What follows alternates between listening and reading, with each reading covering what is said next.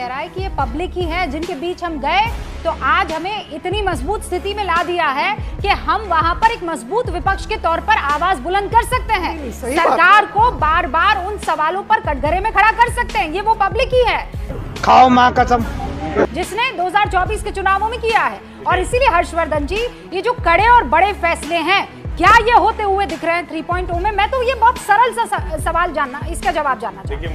अच्छा, मुझे कोई संदेह नहीं दिखता है कि ये सरकार कड़े और बड़े फैसले ही लेगी। नरेंद्र मोदी दबाव में या कड़े फैसले नहीं लेंगे, नहीं करने वाले हैं। सतीश जी को अगर मेरे कहने से बुरा लगे तो लगता रहे। अबे साले।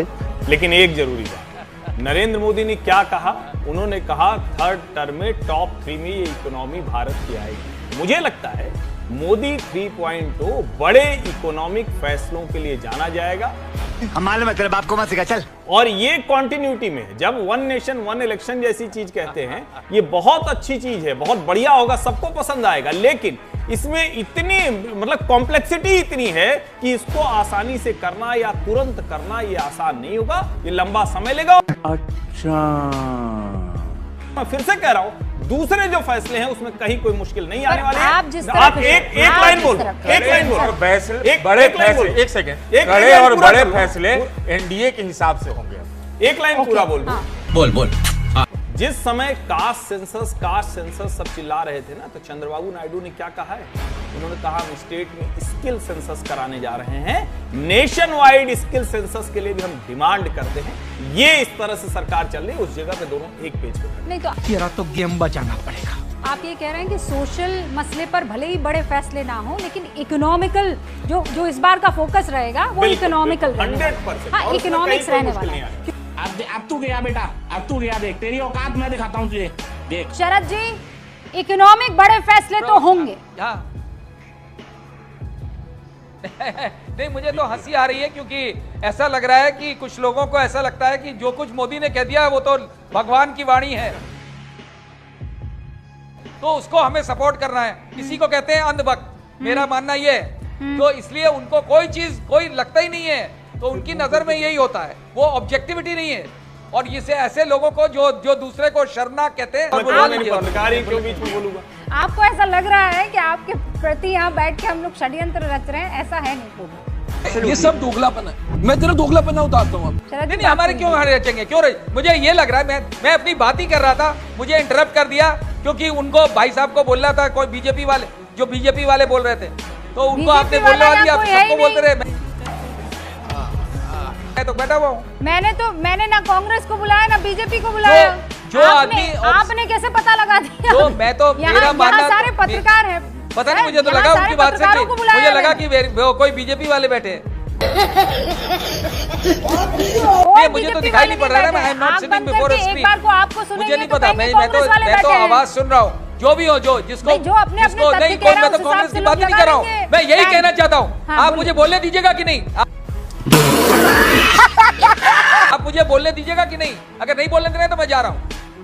क्या हो गया? मैं ये कह रहा हूँ कि जब मैंने कांग्रेस का नाम नहीं लिया, मैंने कांग्रेस का नाम नहीं लिया, आप प्लीज आप बोलने दीजिए मुझे। बोलिए। आवाज नीचे। मैं बोल रहा हूँ कि जब आप लोगों ने कांग्रेस की बात शुरू, मैं तो बात कर रहा हूँ विपक्ष की। वहाँ कोई साहब बोलने लगे कि कांग्रेस को सोच रहे हैं राहुल गांधी। मैंने तो ये क्यों ऑब्सेस्ड है? ये बीजेपी वाला ही ऑब्सेस्ड हो सकता है राहुल गांधी से, मैं नहीं होता हूँ। बात तो सही है। जो लोग ऑब्सेस्ड हैं, भक्त हैं, अंधभक्त हैं, वो तो यही सोचेंगे कि नहीं भाई मोदी तो भगवान है भाई, वो तो वो तो बायोलॉजिकल ही नहीं है।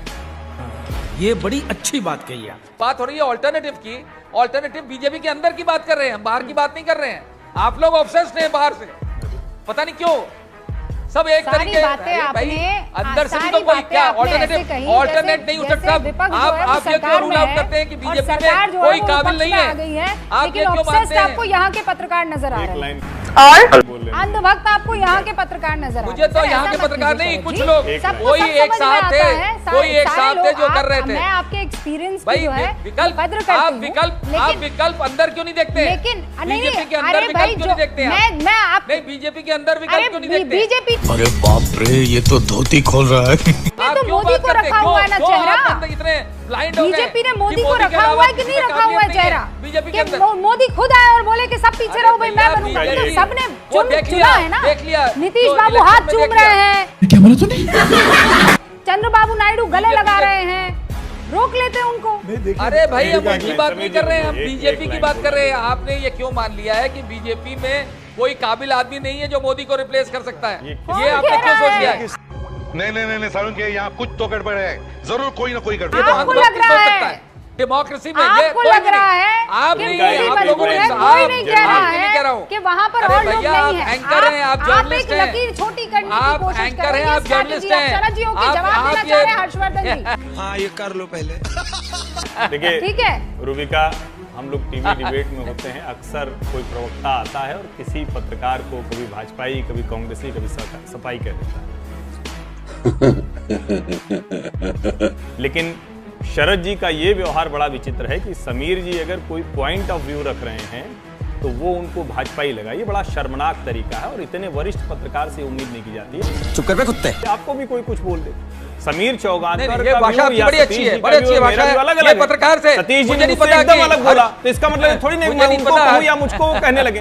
और अगर पत्रकार होते हुए इतना सामान्य अरे भैया, मर्यादा का आप तो पालन नहीं हमेशा कर सकते हैं भक्ति की साले को बम से उड़ा दूंगा एक बार हाथ में आ जाए तो। तो बात करते हैं। संकट कुछ है। आपको थोड़ा हर्षवर्धन, सा आप समीक्षा हमेशा अपनी करनी भक्ति की चाहिए। बात करते हैं। नहीं आपके लिए ये आपके आप लिए- किसी को भी बैठ के आपके टीवी लिए- पर सर्टिफिकेट दे भाई, देंगे। ये काम मत किया कीजिए। रुक, तेरे को बताते तेरी माँ की। आप मुद्दों पर बात नहीं, करें तो तो अच्छा, आप आप किसी के ऊपर आप बोल कौन होते देंगे। बोलने कह रहे वाले? हो भाजपा के प्रवक्ता हो गए। भाई, आपको शर्म नेता नहीं लोग आती है। बोले तो समझ में आपको आता है, सेवा उनकी तो करने में मजबूरी शर्म होती नहीं आती है। है। वो तो उनको चलना ही दूसरा वैसे बोला, ठीक है। नहीं, आप भी और वैसे कोई बोल रहे हैं तो पत्रकार- कुछ संकट कोई है। पत्रकार बोले भक्तों की तरह तो शर्म आनी चाहिए उसे। मैं यही कह रहा हूँ, पत्रकार शर्म जैसे किसको आप बोल आनी रहे चाहिए, हैं, टीवी आपको देखने शर्म वाले आनी समझ चाहिए। लेंगे। आप मुझे शर्मनाक कह रहे हैं, आज भैया, आपको आप- सुनते आपके ऊपर हुए शर्म आती है। मुद्दों की बात आपके ऊपर छोड़कर शर्म आती है। कोई भी क्योंकि व्यक्ति आप इस तरह RSS के के आरोप एजेंट की तरह प्रत्यारोप, बोलते हैं। वो आपने काम किया, शर्मनाक काम किया है। आपको इसमें माफी मांगनी चाहिए। नहीं, किसी भी पत्रकार को आप कुछ भी बोल देंगे। तो आपको शर्म प्रवक्ताओं आनी जैसा चाहिए। व्यवहार मत किया कीजिए। अरे यार हर्षवर्धन, आपको शर्म आनी चाहिए। आपको शर्म आनी चाहिए। सुनिए ना, आप जो काम कर रहे हैं सुनिए, उसके लिए आपको अरे शर्म आनी सुनिए, चाहिए। सुनिए, सुनिए। आप जो ऐसा- काम कर शरद रहे जी, हैं शरद प्रधान शर्म आनी चाहिए। मैं इस शरद तरह से नहीं बोल रहा। शरद जी, हर्षवर्धन हर्षवर्धन जी, व्यवहार आपका हर्षवर्धन ठीक के नहीं है। सारा आप दोनों खून माफ सुनिए। है। शरद जी, हर्षवर्धन सिवाय शरद जी, बीजेपी शरद की जी, RSS की शरद पैरवी जी, करने के लिए और कुछ नहीं आपने करते। अपना गजब बेइज्जती है। पॉइंट ऑफ व्यू हर्षवर्धन- रखा सर। पत्रकार हर्षवर्धन का काम ही यही है। पत्रकार नहीं, अगर नहीं, पत्रकार ये पर नहीं, आरोप इनसे बोलिए ये लगाए- शर्म आ दिक्कत गई। ये ये है। हमको सुनिए, शर्मनाक पत्रकार- बोल रहे हैं। नेता ये दूसरे कहाँ की पर बात आरोप है? लगाए ये तो हर्षवर्धन कभी नहीं। हर्षवर्धन को शरद जी, किसने राइट दिया है? शरद जी, किसके शरद जी, सर्टिफिकेट जारी करेंगे शरद जो जी, नौकर है? किस पॉइंट ऑफ व्यू को अब मैं